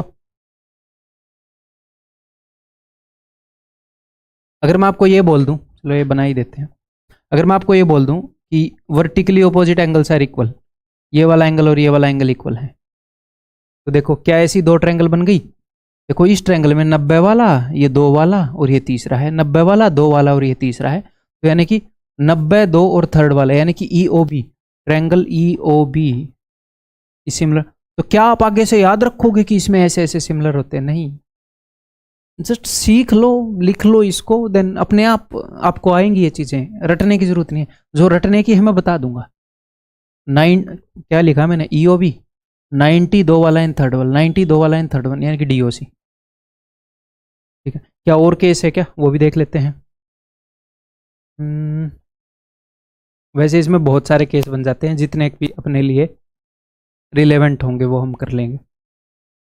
अगर मैं इस ट्रायंगल को पकड़ लूँ और इस ट्रायंगल को, इन दोनों को पकड़ लूँ, तो बात नहीं बनेगी। तो फिर और भी बन जाते हैं, जैसे ये देख लो, अगर आप इस ट्रायंगल को पकड़ लेते हो,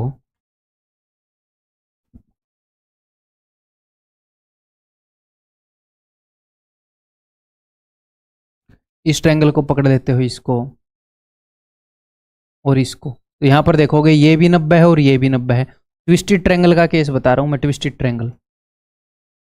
ठीक है, मैं कैसे बता रहा हूँ, मैं ऐसे बता रहा हूँ कि यहाँ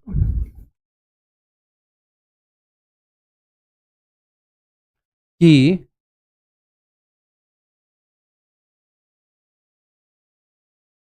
ये ए है, ये डी है और ये बी है, तो यहाँ पर 90 है और यहाँ पर 90 है।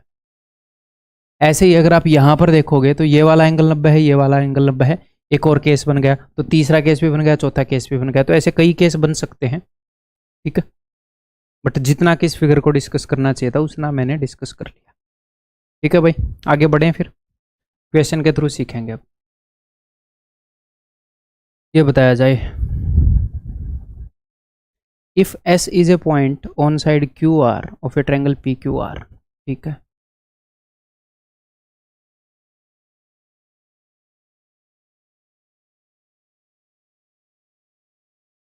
S is a point on side QR of a triangle PQR such that QS is 10, ठीक है भैया, QS is 10 and QR is 18, और पूरा QR 18 है तो ये 8 हो जाएगा, यानी कि S मिडल से थोड़ा उधर बनाएंगे हम, गलती से अगर इधर बना दिया तो। ठीक है, and PSR is equal to QPR, PSR यानी कि ये वाला जो एंगल है दिस इज इक्वल टू ये पूरा एंगल। ठीक है, then the length of PR will be equal to, तो PR की लंबाई क्या है, सोचो आप क्या हुआ है। उसने दो एंगल को इक्वल बताया है, तो एक एंगल जो उसने इक्वल बताया है वो तो है ट्रायंगल PSR में, और दूसरा एंगल जो इक्वल बताया है, जो एंगल उसने बोला है ना वही ट्रायंगल है, क्योंकि एंगल भी 3 पॉइंटों से बनता है, PSR ट्रायंगल भी 3 से बनती है, तो एक ट्रायंगल तो हो गई PSR जिसके अंदर एक ही एंगल है, एक ट्रायंगल हो गई QPR। तो आप सिर्फ ये देख लो, एक तो PSR, एक QPR, फिर से बना रहा हूं मैं, एक QPR, एक PSR, क्या कोई कॉमन एंगल है क्या, ये रहा कॉमन एंगल, ये इक्वल है, ये सॉरी ये दोनों में कॉमन है, बड़ी ट्रायंगल में भी है इस वाली में भी है, एक एंगल तो उसने इक्वल बता दिया, दूसरा कॉमन दे दिया, तो सिमिलर हो गए ना भैया। तो ठीक है, अब मैं क्या करूंगा, मैं ये करूंगा एक आर्क वाला और दो आर्क वाला और थर्ड, यानी कि RSP, triangle RSP is similar to, और आपको पता है ट्रायंगल का साइन भी एग्जाम में बनाना जरूरी नहीं है। ठीक है, RSP, एक आर्क दो आर्क थर्ड वन। अब बड़ी वाली ट्रायंगल में आ जाओ, एक आर्क दो आर्क थर्ड वन, RPQ। ठीक है सर, ये सिमिलर होगी। अब हम क्या करेंगे सर, तो बिकॉज ये सिमिलर हैं तो इनकी साइड्स का रेशियो सेम होएगा, तो करेंगे हम कंपेयर। देखो हम सिर्फ इस बात का भी ध्यान रखेंगे, इस बात का भी ध्यान रखेंगे कि उसने जो पूछा है उसको भी मैं इन्वॉल्व करूं। अब क्या करेंगे सर, देखो RS बटे में RP, क्योंकि ये कॉरस्पॉन्डिंग साइड है। RS वैल्यू गिवन है क्या सर, हाँ जी सर गिवन है 8 बटे में RP, तो RP और PR में तो कोई फर्क नहीं है ना, तो मैंने PR लिख लिया, RP और PR दोनों जगह में सेम ही लिखूंगा, इज इक्वल टू RP बटे में RQ, तो RP यानी कि PR बटे में RQ, RQ कहाँ है, RQ यानी कि 18 इज इक्वल टू SP बटे में PQ, SP की वैल्यू है नहीं, गिवन नहीं है, तो SP लिख लो, बटे में PQ लिख लो। अब आप देखोगे SP और PQ में तो कुछ भी गिवन नहीं है, तो यहां पर ये रिलेशन यूज नहीं हो रही इस क्वेश्चन का उत्तर देने में। कई बार तीनों यूज हो जाएंगी, कई बार कोई भी दो यूज हो जाएंगी, तो आपको बहुत ज्यादा ऐसे भी दिमाग नहीं लड़ाना कि कौन सी दो यूज हो जाएंगी, तीनों लिख लो, उसी से आइडिया हो जाएगा। ठीक है, थोड़ी सी प्रैक्टिस करोगे तो अगर सिर्फ दो यूज हो रही हैं तो वो भी छांटने लग जाओगे अपने आप। ठीक है, बट उसकी टेंशन नहीं लेनी। अब ये देखो, इट इंप्लाइज दैट 18 को मैं इधर ले आऊं, 144 इज इक्वल टू PR का स्क्वायर, PR की वैल्यू 12। मजा आया कि नहीं ये बताओ, अगर मजा नहीं आया दोबारा करो इस क्वेश्चन को, फिर आएगा। आगे बढ़ जाऊं,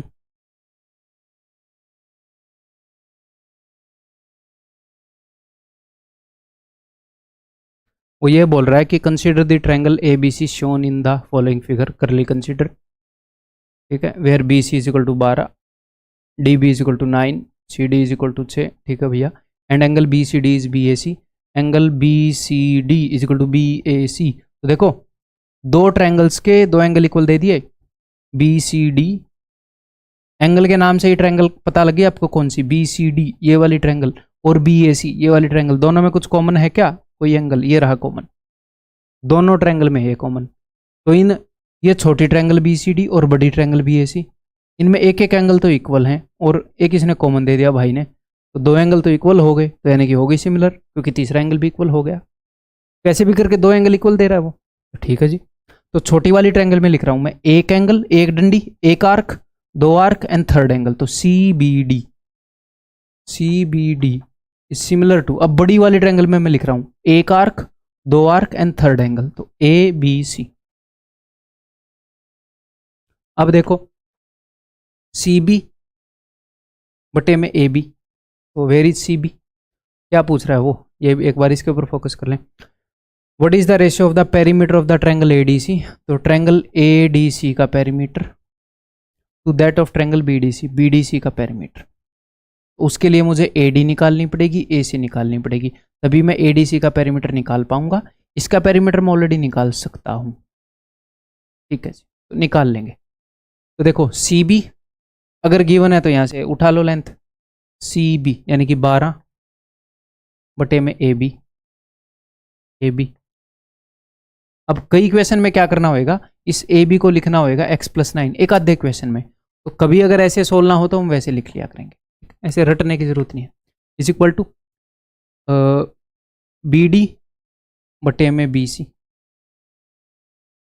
बी डी यानी कि 9 बटे में बी सी यानी कि 12 is equal to C D बटे में ए सी, सी डी यानी कि 6 बटे में ए सी, ठीक।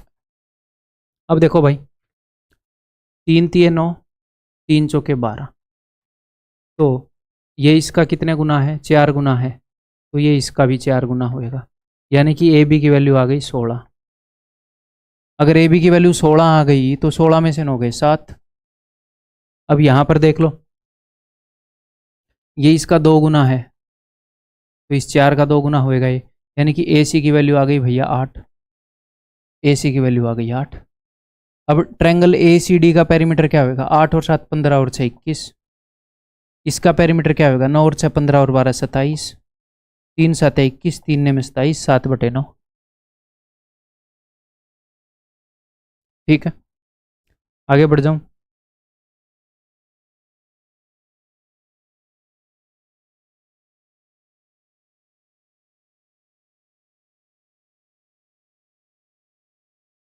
इन ट्रायंगल ए बी सी, ए सी इतना है, बी सी इतना है, ठीक है भैया, पी इज ए पॉइंट, देखते हैं।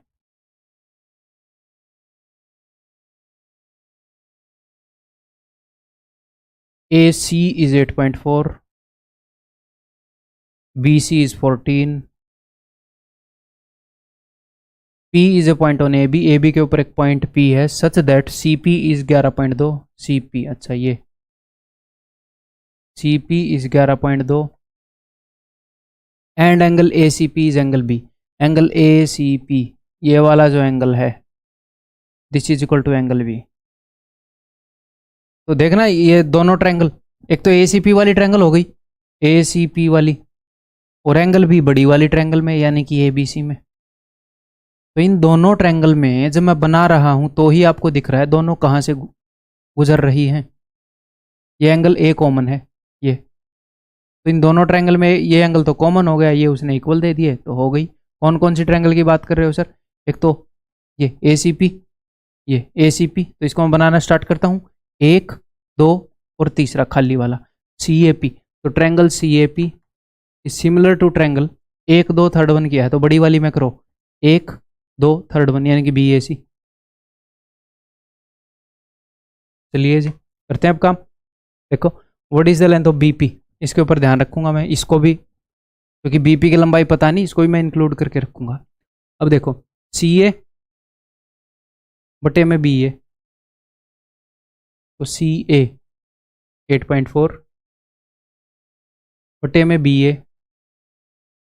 ए पता नहीं यार, is equal to A P बटे में AC, तो AP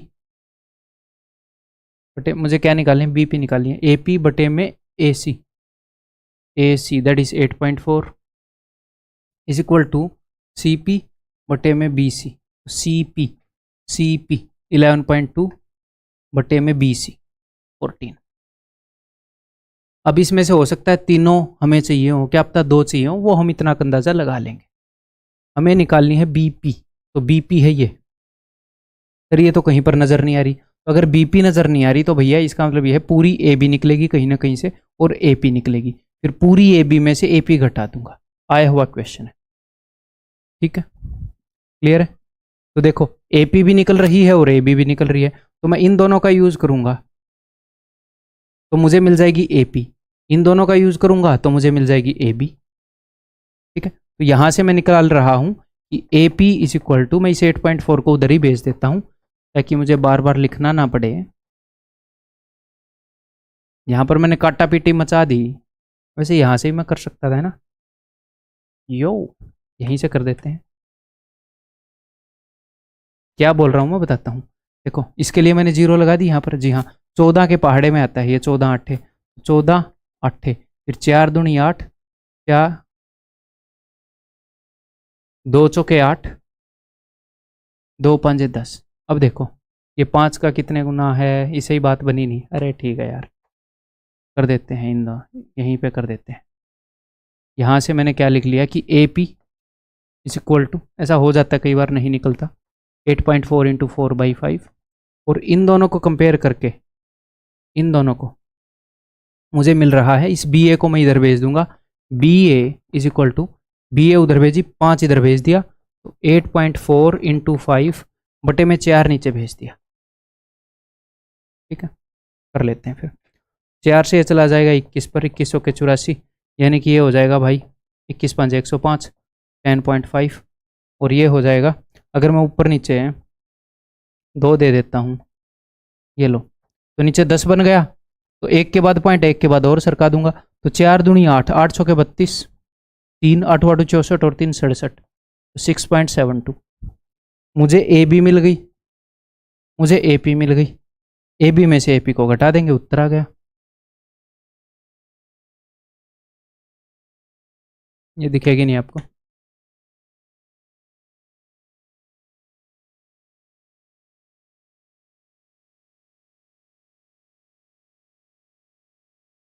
.78।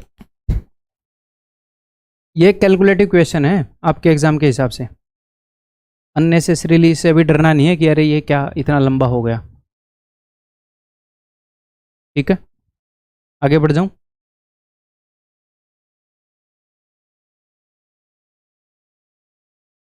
ये देख लेता हूं मैं इसमें कितने क्वेश्चन बचे हैं, आज की क्लास में कितने कवर करने ठीक रहेंगे।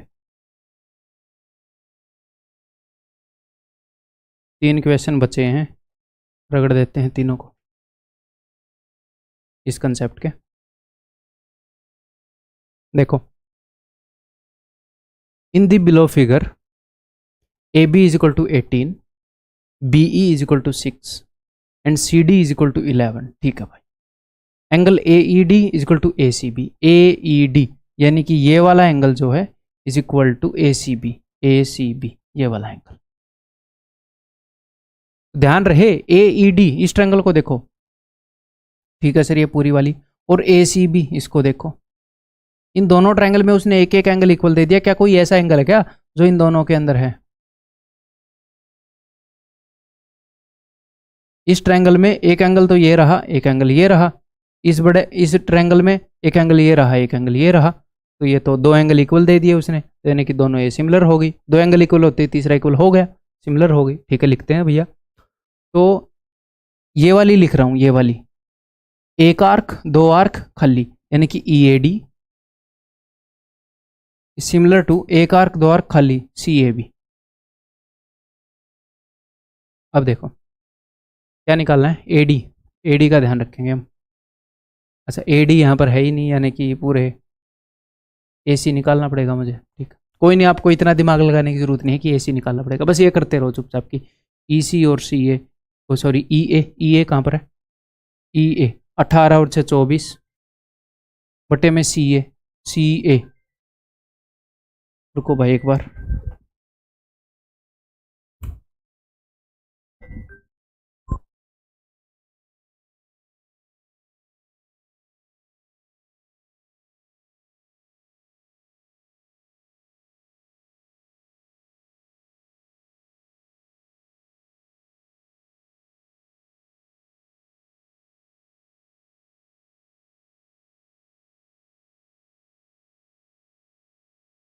हेलो, हाँ जी, देखो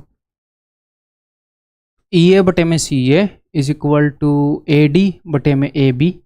ए डी कहाँ पर है, वो रही ए डी बटे में A B, this is A B 18 is equal to E D बटे में सी बी।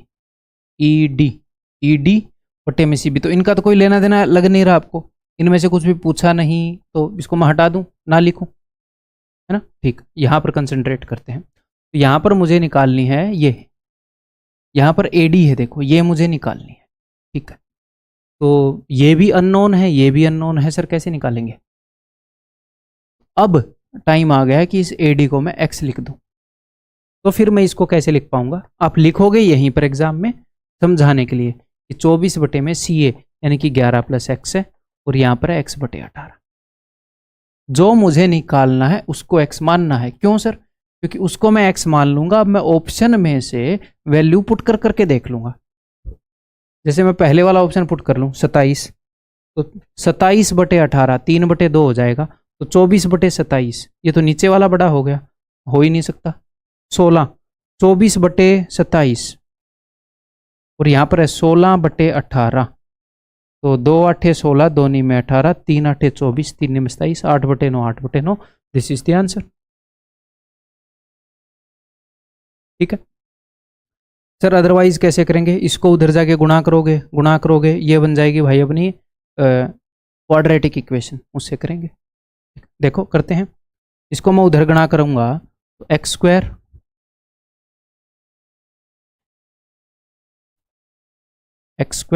प्लस 11x, ये 18 इधर जाएगा, 18 इंटू 24 उधर जाकर नेगेटिव का हो जाएगा, तो 18 इंटू 24 ही लिख दूं क्योंकि तोड़ना ही है। ठीक है, तो अब मुझे ऐसे नंबर चाहिए जिनका प्रोडक्ट तो हो 18 इंटू 24 और जिनका सम हो -11। तोड़ो,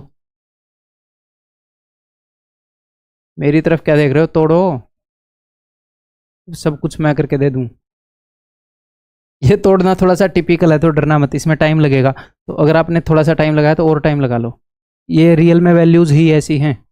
मैं आपको डायरेक्टली ऐसे नहीं बोलना चाहता कि ये रो दिख तो गई, वैसे मुझे पता है क्या होगा। ठीक है, देखो इसको मैं तोड़ूंगा भैया 6 इंटू 3, इसको मैं तोड़ूंगा 6 इंटू 4।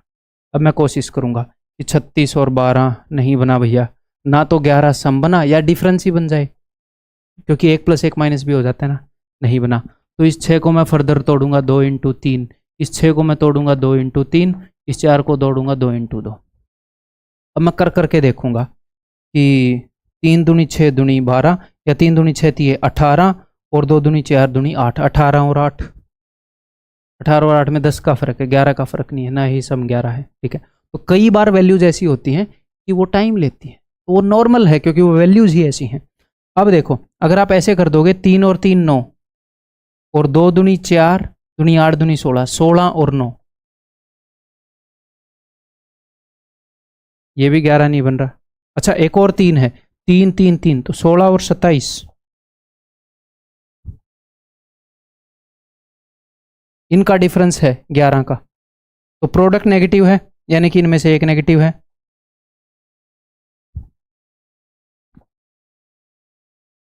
सम नेगेटिव है, यानी कि बड़े वाला नेगेटिव देना पड़ेगा। नेगेटिव आंसर नहीं हो सकता, यानी कि पॉजिटिव वाला उत्तर है। ठीक है, क्लियर है, आगे बढ़ रहा हूं मैं। ये बताओ, in a triangle A B C A D is perpendicular to B C. ठीक है भैया,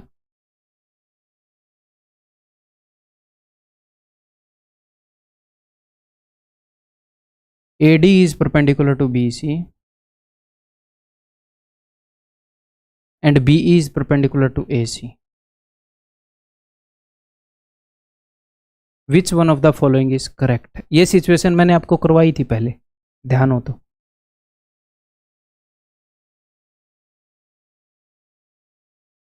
तो फिर थोड़ी सी तो मैंने जानबूझ के मदद की थी वहाँ पे, थोड़ा सा मैं सोचवा दूंगा। सोचो। तो ये थोड़ा सा टिपिकल क्वेश्चन है, थोड़ा सा करने में थोड़ा सोचना पड़ेगा, हिट एंड ट्रायल लगेगा। अगर आपका लग रहा है तो कोई दिक्कत नहीं है, ठीक है। तो अब देखो, उसने दो चीज़ों का प्रोडक्ट दो चीज़ों के प्रोडक्ट के बराबर बता दिया, तो पता है क्या हुआ होगा, कोई ना कोई दो ट्रायंगल सिमिलर हुई होंगी, उसने ऐसे किया होगा और फिर उसने ऐसे क्रॉस मल्टीप्लाई कर दिया होगा और वो रिजल्ट आपसे पूछ लिया। अब उसने कौन सी दो ट्रायंगल सिमिलर करी हैं, वहां से पता लगा पाना थोड़ा सा मुश्किल है। तो कैसे करेंगे देखते हैं, चलो। तो भैया कोई ना कोई दो ट्रायंगल में सिमिलर करूंगा अब यहाँ पर। हाँ एक बात है, जैसे ये वाली दोनों ट्रायंगल भी सिमिलर हैं, बट ये दोनों ट्रायंगल सिमिलर होंगे तो यहाँ पे एक्स लिखना पड़ेगा, मतलब इस पॉइंट को कोई नाम देना पड़ेगा, पी क्यू आर एस। वो मैं नहीं दूंगा भैया, उसे कैसे पता चलेगा मैंने यहाँ पर पी क्यू आर एस क्या नाम दिया है, उसको तो वो यहाँ पर इंक्लूड कर ही नहीं सकता। एटलीस्ट इतना तो मैं करूँगा कि देखो देखते हैं भैया क्या करें। पहले तो मैं ये करता हूँ सबसे ओबियस चीज़, दो ट्रायंगल बी ई सी जिसमें 90 का है और ए डी सी जिसमें 90 का है और ये कॉमन है, ठीक है। ये पकड़ते हैं, तो दो आर्क वाला 90 वाला और ये खाली, यानी कि C D A, triangle C D A is similar to, दूसरी ट्रायंगल में आ जाते हैं, दो आर्क वाला 90 वाला और खाली सी ई बी। तो देखो सी डी बटे सी ई लिख ही देते हैं यहाँ पे, सी डी बटे C E is equal to D A बटे में E B is equal to C A, ये पूरा बटे में सी बी। यहाँ से किसी भी दो को पकड़ के बनाई हो गया तो उसने, देखते हैं सी ई इंटू सी बी। अगर सी ई कहाँ है, सी ई यहाँ पर है ही नहीं, ये रहा सी ई इंटू सी बी, बन ही नहीं रहा, सी ई और सी बी ऐसे क्रॉस मल्टीप्लाई करके इकट्ठे आ ही नहीं रहे। तो मैं अगला चेक कर रहा हूँ, सी E into A C, C E into A सी देखो इन दोनों से बन रहा है, सी ई को इधर भेजोगे तो C E into A C is equal to ये इधर आएगा C D into C B. तो क्या सर इस C E into A C C D into C B, तो क्या सर इस क्वेश्चन को ऐसे ही करेंगे, ऐसे ही करने का क्वेश्चन है क्या, इस रिजल्ट को रट ले, नहीं, ठीक है। आगे बढ़ जाऊं, तो डरना नहीं है ऐसे क्वेश्चन से। ये क्वेश्चन थोड़ा सा आपको अनसर्टेन लगा होगा कि पता नहीं अगली बार आएगा तो मैं कर पाऊंगा कि नहीं, है ही अनसर्टेन, सबका टाइम लगेगा। मान लो मेरे सामने एक क्वेश्चन आएगा, एग्जैक्टली नहीं, एग्जैक्टली आएगा तो फिर कैसे पता चलेगा मैं कैसे करूंगा, थोड़ा बदल के दे देगा, दूसरी अलग ट्रायंगल का पेयर ले लेगा, मेरे को भी थोड़ा टाइम लगेगा, हिट एंड ट्रायल लगेगा, तो डरना नहीं है। अगर किसी चीज़ का कोई इलाज पॉसिबल है तो तुम्हारा भाई बताएगा तुम्हें, नहीं है तो भी बताएगा कि इसका इलाज नहीं है उतना, हिट एंड ट्रायल है, तो आपको डरना नहीं है। देखो इन ट्रायंगल ए बी सी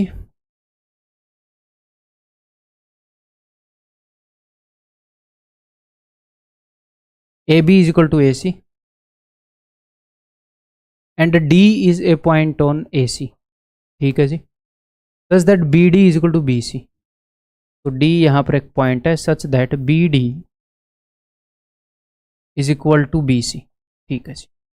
और ये A B is equal to A C उसने बता रखा, मैंने यहाँ लिख दिया आपके लिए जस्ट फॉर यू,